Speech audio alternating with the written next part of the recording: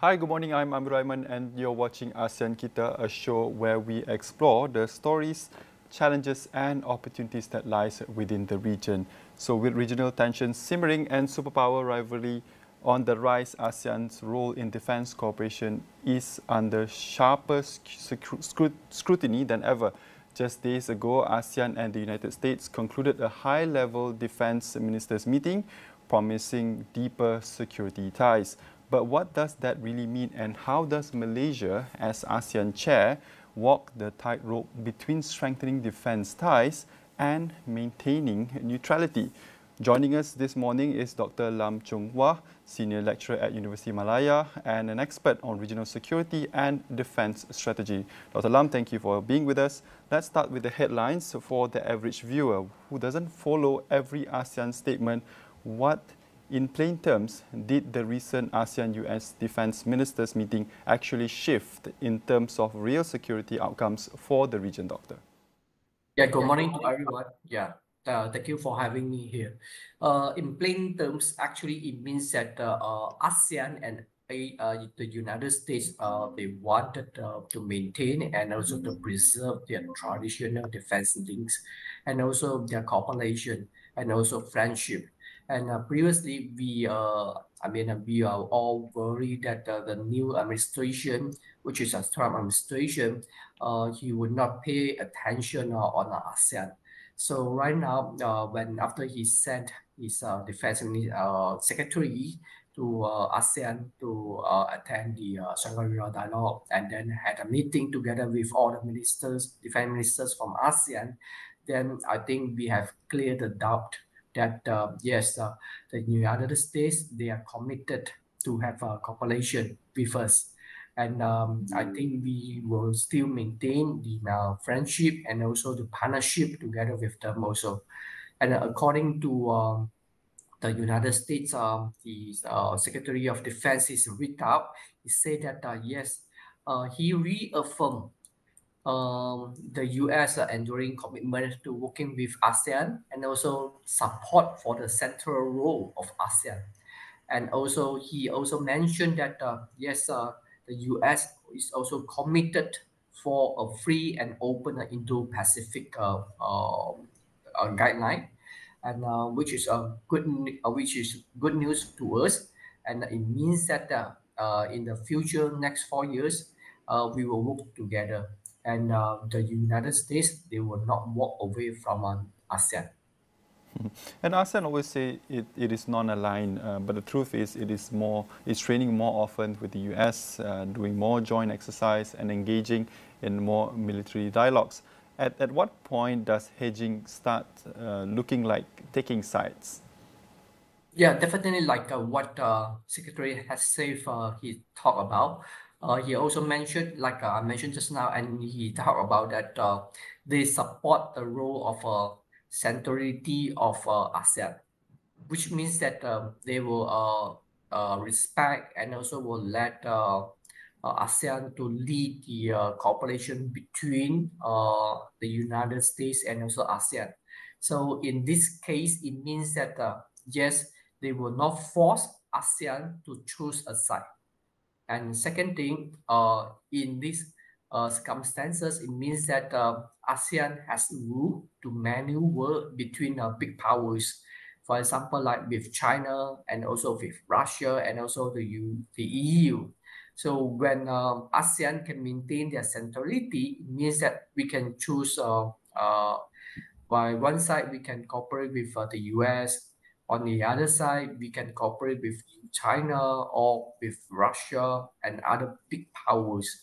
And in this line, it means that we can maintain our hedging strategy, and as well as we can maintain our equal distance with big powers. Means that for the United States, with the United States, we can maintain maybe kind of a distance with them, and with China, with a certain distance with them also.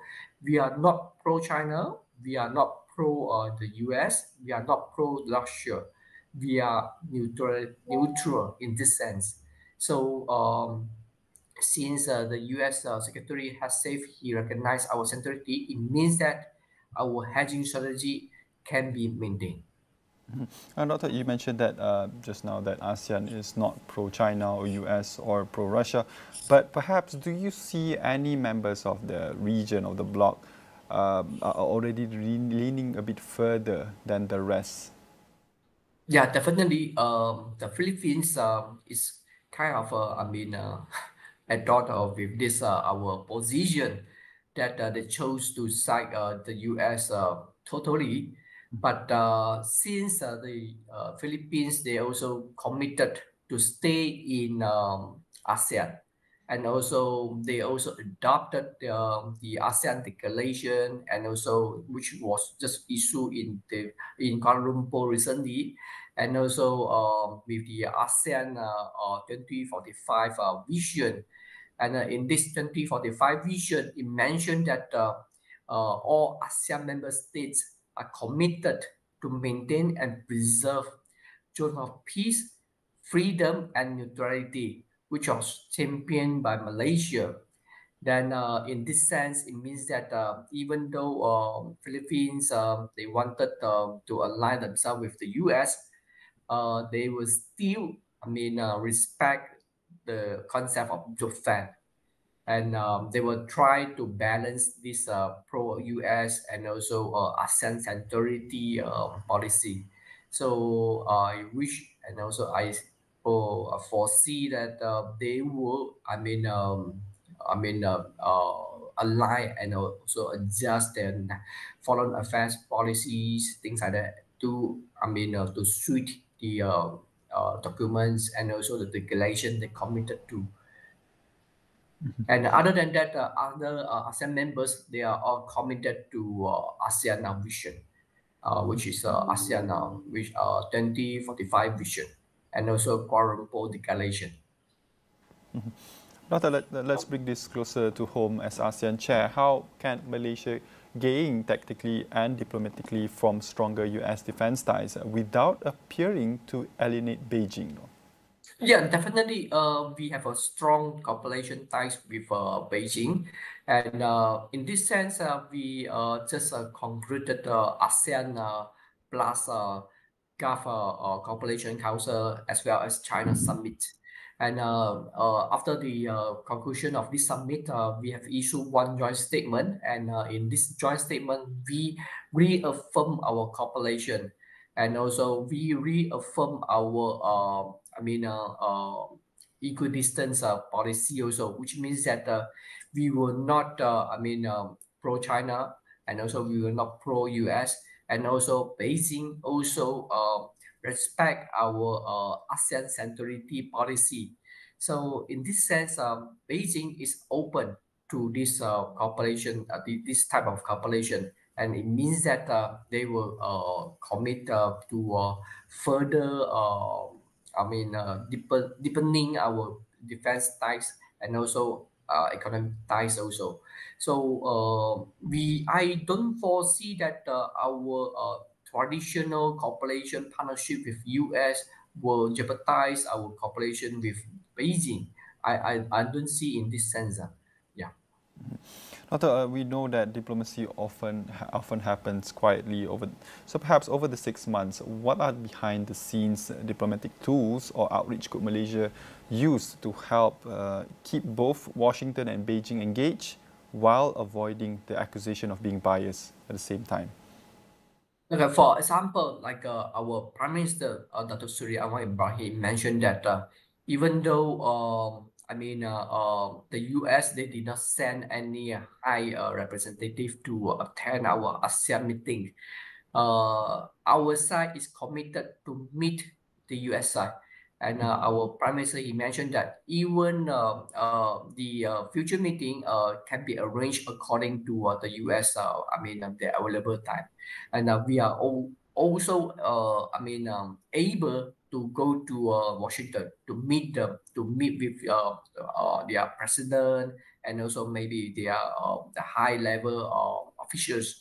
So it means that yes, we are committed to maintain this partnership with US, and also yet in this sense, we also in our Kuala Lumpur declaration and also ASEAN Vision 2045, we committed to preserve our AOIP, ASEAN Open International and Open Indo-Pacific policy. And in this kind of policy, which is to suit and also to align with the US and also Japan, their policy, also their foreign visions. So in this sense, we are committed to to maintain this relationship with the US-led rules-based world order. And on the other hand, we also committed to further our cooperation with even Russia and also with China and in a multi spectrum of cooperation. So I think we so far we have managed to engage big powers and also superpowers in a very balanced way and also in a kind of healthy way also. And Doctor, we keep hearing that ASEAN is only as strong as it is its secretariat, but it's often criticized as too weak to implement or enforce anything. Is it time for Malaysia to lead the call for a better funded or more empowered defence coordination unit inside the secretariat itself? Yeah, definitely. Actually, I echo with the calling, and definitely, it is time to level up the capability and also the coordination capacity of our ASEAN Secretariat. And as far as I'm concerned, right now, ASEAN Secretariat only staffed with 200 people, and definitely is not enough to carry out a lot of programs and also projects entrusted by ASEAN. And yes, but expanding the workforce, definitely it will consume and also to have more fund. And given the financial constraint by ASEAN, we are all nearly all of us are not developed countries, and except for Singapore and also Brunei. And financial, budget will be the bigger obstacle for us to expand the ASEAN Secretariat. And second thing, actually, in our ASEAN, structure or architecture, we don't empower ASEAN Secretariat to carry out more work or other jobs. So if we wanted to expand ASEAN Secretariat to let them to have more capacity to have more work to carry out programs, then we have to change our current ASEAN structure and also architecture. And other than that, we have to chip in more financial support to ASEAN Secretariat. But definitely, it will need all of the members of ASEAN to have a consensus to evaluate the ASEAN Secretariat capacity. I don't think it can be done within a short period.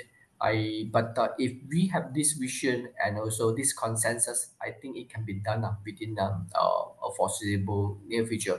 Definitely, if ASEAN Secretariat is empowered more, then we will have a more cohesion and also our ASEAN members can integrate more and more. Definitely, I support this idea. And when it comes to a proper defense coordination, I think that is a little bit difficult to do that because defense coordination is considered as a high politics among all the members. And when it comes to high politics, means that it's quite sensitive. And we will want to maintain our sovereignty and also our autonomy in this sense.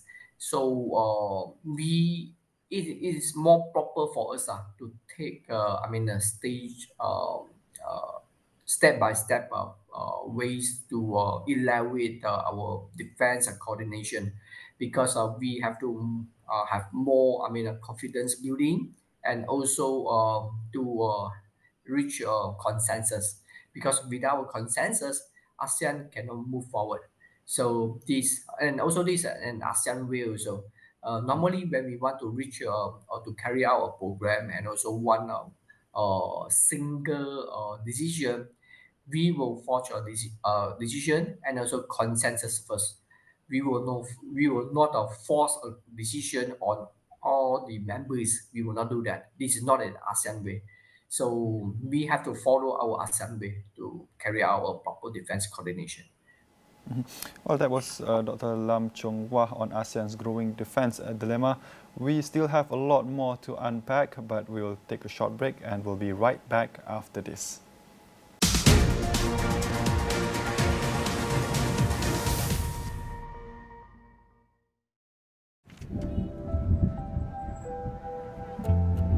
Bila kerja sendiri, semua kena buat sendiri. Tapi, bersama rakan niaga, semuanya dapat ditempuhi bersama.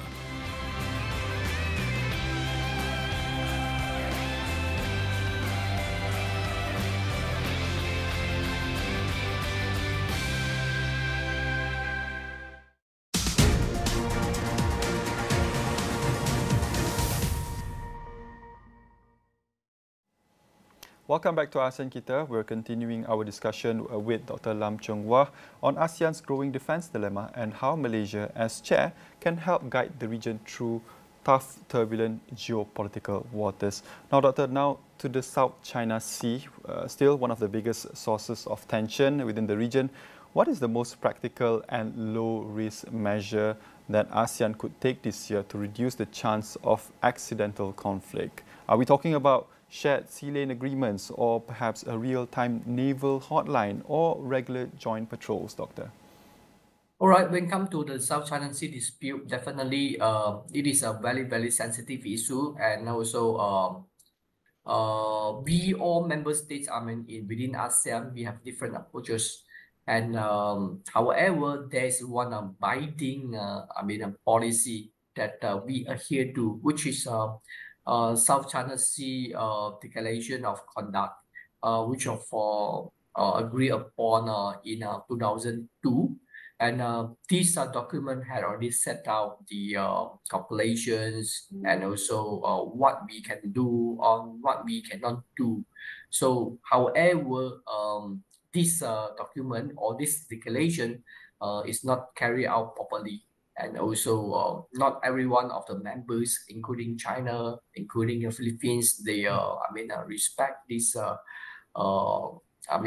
this document and also declaration fully.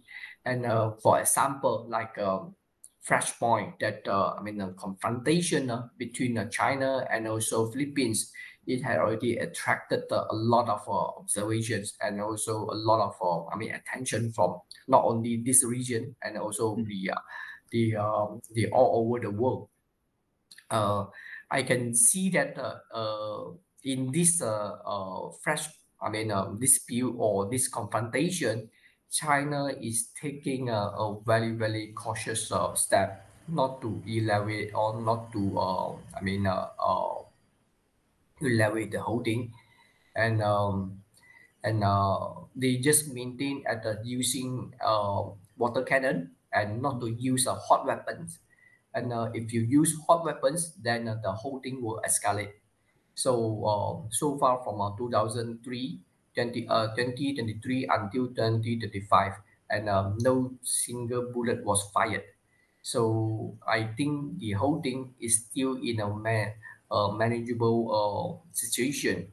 So I think this situation will continue for a while, but we have to do more to maintain and also to preserve stability within this region.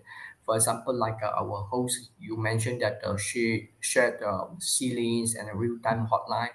And actually, we already have a real-time hotline among all the members. And we have a real-time hotline among together between China and also with ASEAN. And this already set up within their navies and also their maritime enforcement agencies. And the problem is we have a big difference when it comes to sovereignty, when it comes to sovereign claims. And sometimes we declare that this part belongs to us, that part belong to you and something like that. We have a big difference in this sense, and even we have a quarrel among our ASEAN member states also. So in this sense, we ASEAN, we have to find our own consensus first. Like previously I mentioned that the Philippines, their policy is to align with the US, and on the one hand, and on the other hand, they also committed to maintain ASEAN centrality and also ASEAN neutrality also. So for the Philippines, they have to, to implement what they are committed to, and also to also come back to ASEAN way to solve our problem, not to use the kind of maybe a more little bit aggressive manner. So means that they always use the kind of more provocative manners to provoke China. So in this sense, they have to take more practical steps, like to tone down the confrontation with China. And other than that, China also, they wanted to approach with the Philippines to talk and also discuss and to manage their dispute. So I do welcome them to have a more proper and also more peaceful discussion in this sense. But when it comes to ASEAN ourselves, definitely we are all committed to conclude the COC, Code of Conduct discussion and also negotiation. We all, including China, we are all committed. But the problem is on a certain terms, we are not having any consensus. So I think it will take time. It will take time to conclude the discussion of COC. When the COC Code of Conduct is concluded, I foresee that this COC will be a binding document, and it will bind all of the behaviors and also our activities in this the South China Sea. That's on South China Sea, and we have also another issue, which is Myanmar, that continues to dominate ASEAN's internal political agenda. Doctor, do you believe that taking tougher action against the junta would help ASEAN's overall credibility on defense and security, or perhaps would it divide the bloc even more? All right. When it comes to Myanmar issue, when your host you mentioned that about we should take a tougher action on Myanmar, but then the question is what kind of steps we can take. For example, like do we want to take to sanction them, or do you want to to interfere their domestic politics? So when it comes to the first questions, do you want to sanction them? I think in ASEAN, nearly all of us, we are developing countries. Actually, we don't have many cards. I think in this sense, we don't have many cards to sanction them or to influence them also. And on the second questions, when it comes to interference, we all ASEAN members are committed not to interfere individual member states' domestic politics. So in this sense, when these two questions already rule out the possibility of ASEAN to take a tougher action on Myanmar. But we ASEAN, we have our own way to solve this Myanmar issue, which is we try to bring two sides, from Myanmar junta and also PDD force to come together to have a discussion, to have to talk to each other. And currently, the both sides, those belligerent sides, both of them, they did not talk to each other. So the first thing, we want them to talk to each other. And also, for the time being, we ASEAN also had already put forward the 5-point consensus policy. So we call upon the both sides to adhere to a 5-point consensus. And this 5-point consensus should be the ground and also the basic to reach the peaceful solution and resolvement for this resolution for this crisis. And definitely, since ASEAN, we are not going to interfere their domestic politics, and it is going to take time. And currently, our Prime Minister, Dr. Seri Anwar Ibrahim, he had acted actively, and also he has also appointed previous our former Thailand Prime Minister, and also to help us to discuss and also to approach certain Myanmar leaders. So it's not going to, I mean, to be solved within a days.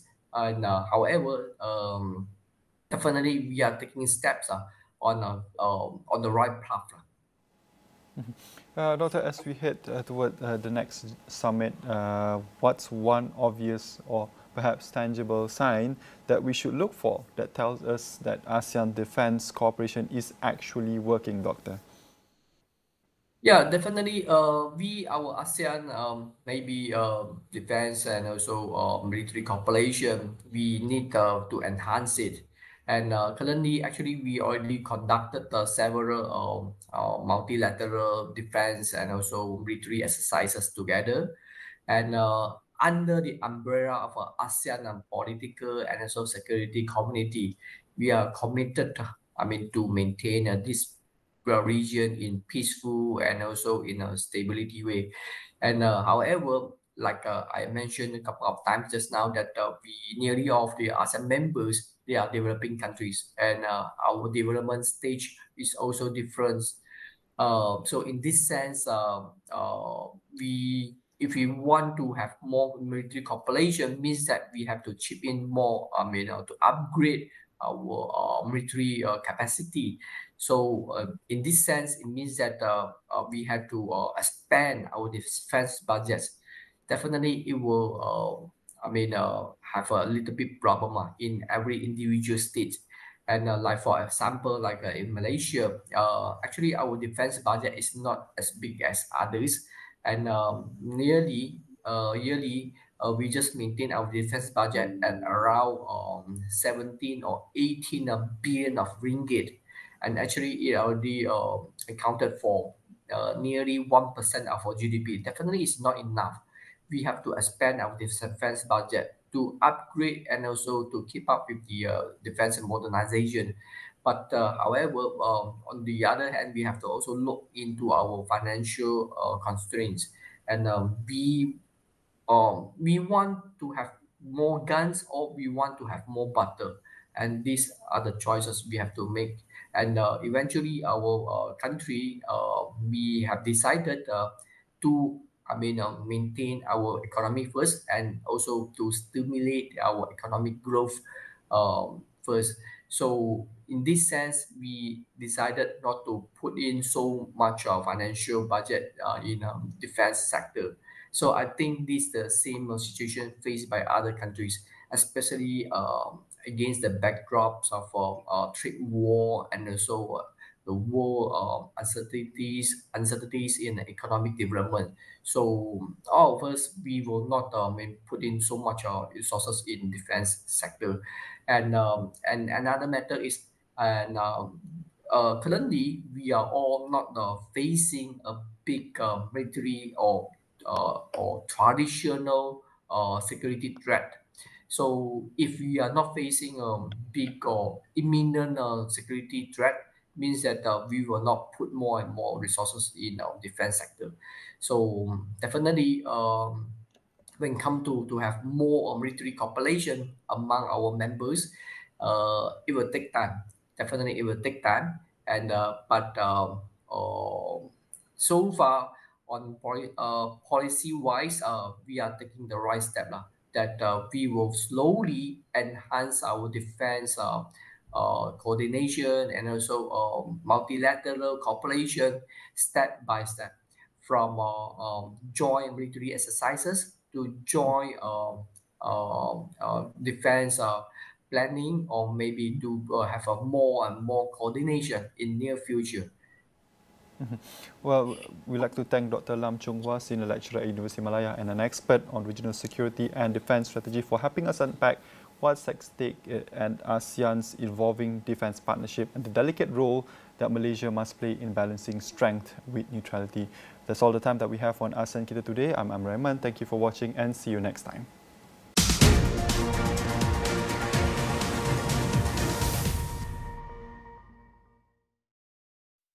Dibawakan oleh penaja utama jelajah jiwa SME, Unified Business, rakan digital pilihan anda.